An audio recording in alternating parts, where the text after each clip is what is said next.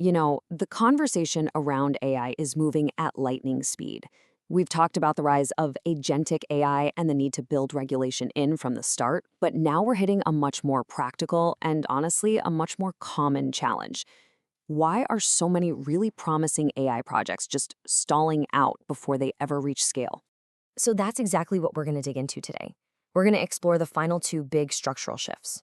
First, why so many AI programs are getting stuck in what feels like a permanent pilot phase. And second, what it really takes to go from just adopting a cool new tool to fundamentally redesigning your entire way of operating. And believe me, this is where the real struggle, but also the real opportunity is. So there's this pattern, right? It's playing out everywhere, in pretty much every industry. Companies are investing a ton of money into AI. They launch these exciting pilots, they get some really promising results, and then crickets. The project stalls out, and all that momentum just vanishes. And this right here is the question that is frustrating boards and leadership teams all over the world. I mean, if the technology actually works in a controlled setting, why is it so ridiculously hard to make it a real core part of the business?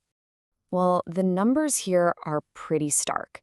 The data shows that only about a quarter of companies ever successfully scale their AI initiatives into production. Think about that for a second. For every single success story, you've got three others that are basically stuck in the mud, struggling to get off the ground. And yeah, there's a name for this whole thing: pilot fatigue. It's that exhausting cycle of running proof of concepts that look great on paper, but never ever graduate into real enterprise-wide capabilities. And here's the real kicker: the bottleneck is almost never the technology itself. The AI works. The problem is everything else that's wrapped around it. So let's unpack what's really going on. First off, you've got this massive integration headache with clunky legacy systems. Then there are the regulatory hurdles, which everybody seems to massively underestimate. The data itself? Oh, it's often a total mess. It's fragmented, it's low quality. A lot of these pilots can't even show a clear return on investment. And maybe the biggest one of all, there's no real plan for redesigning workflows or clear ownership. It gets treated like an IT project, not the massive business transformation that it actually is. Okay, but to really understand what's at stake here, to see why breaking through this bottleneck is so incredibly important, we need to appreciate the sheer scope of the opportunity. And to do that, let's just zoom in on the life sciences industry for a moment. And this is why it's so critical to break out of that pilot stage. You see, AI isn't just some little tool you use in one department. It's more like a foundational layer, something that can add tremendous value at every single step of the process, from the earliest research all the way to getting a product out the door. So let's start at the beginning, R&D. This is the most expensive, highest risk part of the entire industry. Here, AI models like Google's AlphaFold are completely changing the game, rewriting the rules of protein structure prediction and just massively accelerating drug discovery. Your competitive edge now comes down to your unique data, plus the power of your models. And that's why we're seeing the lines between tech companies and life sciences companies get blurrier every single day. Okay, so once you move into clinical development, the whole game changes. In a regulated trial, you can't just have a black box AI making calls.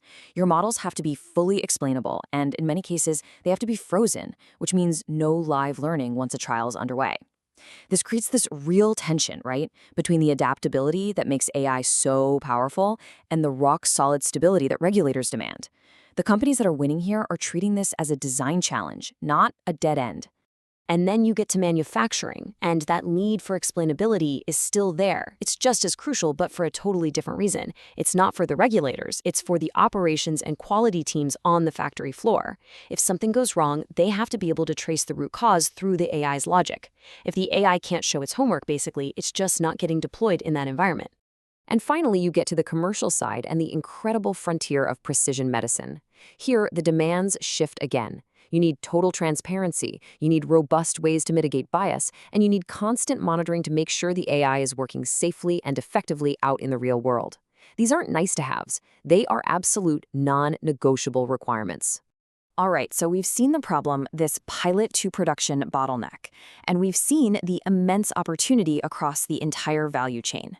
So that brings us to the most important shift of all. What is separating that 25% who succeed from the 75% who are stuck? Well, it all comes down to a fundamental shift in mindset. This slide just nails it. The laggards? They see AI as a tool. They're focused on little efficiency gains, on just bolting AI onto their existing, often ancient processes. But the leaders? They see it completely differently. For them, AI is a catalyst for a complete operating model redesign. They aren't just upskilling a few employees, they're re-architecting entire workflows, how decisions get made, and the very structure of their teams. And you want a perfect real-world example? Just look at Novo Nordisk. They announced a full-stack AI integration. That means they're weaving AI into everything. Drug discovery, manufacturing, their supply chain, commercial operations, all of it connected through one unified AI layer. Like the quote says, this is not a pilot. This is an entire organization redesigning how it works, from top to bottom with AI at its very core. And this chart here, it kind of shows us the state of play right now. And while that leaders group is growing, it's still only about a third of companies. The biggest group is still the laggards, the ones stuck in that surface-level adoption phase. And the scary part, that gap between these groups, it's getting wider, and it's happening fast. All of this leads us to our final, and honestly, probably the most profound implication of all. A true AI transformation isn't just about the technology and the processes. It's about people. It's about how this technology fundamentally changes the very nature of work itself. So when you go all in on AI, you're not just changing tools, you're changing roles. Human work gets redefined in 4 really big ways. Let's walk through them, because this is where the theory gets very real for all of us. First up, our value shifts from manually doing tasks to orchestrating the AI systems that do them. The key skill is no longer being the best at doing the task yourself. It's about being an expert at directing, validating, and managing the AI agents that are now performing it. You become the conductor of the orchestra, not just one of the instruments. Second, think about it. When AI is doing all the heavy lifting of crunching the data, what does that free us up to do? It allows us to move from being analysts who just find the what to being strategists who determine the so what, and even more importantly, the now what. Our job becomes about asking better questions, not just finding faster answers. Third, this new way of working just shatters those old, slow, top-down hierarchical structures. They get replaced by these much more agile, cross-functional pods. Small teams that can collaborate and make decisions way faster because they're all plugged into shared data and AI platforms. Information starts flowing sideways, not just up and down a rigid chain of command. And finally, all of this demands a complete overhaul of how we make and govern decisions. I mean, when an AI can recommend a course of action, you need brand new frameworks for risk, for accountability, and for that crucial question of where a human expert absolutely has to have the final say. It forces you to get really explicit about how and why decisions get made. So this is the question I want to leave you with. As you look at the AI initiatives happening in your own world, ask yourself, are you just bolting a new tool onto an old way of working? Or are you seizing this moment to fundamentally redesign your organization for the future? Because the answer to that question will determine who leads and who gets left behind.